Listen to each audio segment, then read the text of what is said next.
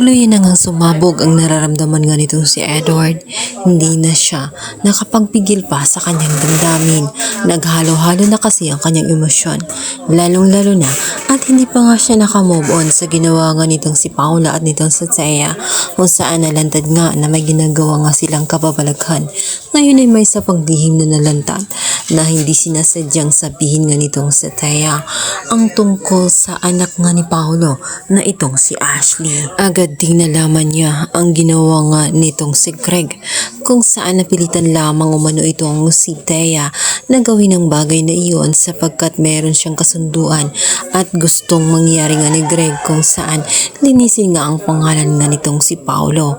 Dito naman ay agad na sinugod niya ang kanyang ama at sa galit niya ay nasuntok nga niya ito dahil naiinis na nga siya ng sobra dito kay Greg, dahil lagi na lamang protektahan kasi lagi nitong si Greg ang imahe nga nitong si Paolo.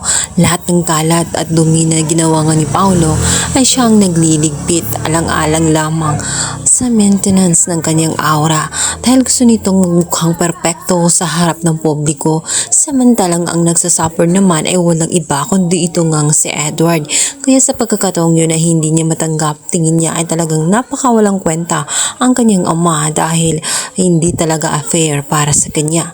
Hindi man siya kaya nitong mahalin, laging nakatingin ang kanyang mga mata kay Paolo lamang. Sa kabilang banda, halos mapatay naman nitong si Edward ang kanyang kapatid na si Paolo dahil sa kanyang galit at nararamdaman. Hindi lamang pala affair ang kanyang matutuklasan na kasinungalingan, dahil naramdaman niya at nakita niya na matagal na panahon na pala itong nagloloko sa kanya, at ito ang pinakamasakit.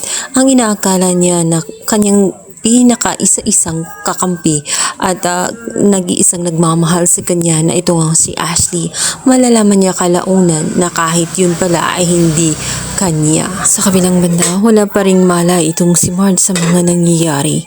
Hindi pa nakarating sa kanya ang malaking kasinungalingan na tinatago ni Edward, ni Paolo at nitong si Thea, dahil busy-busy siya sa kanyang anak na si Jasmine.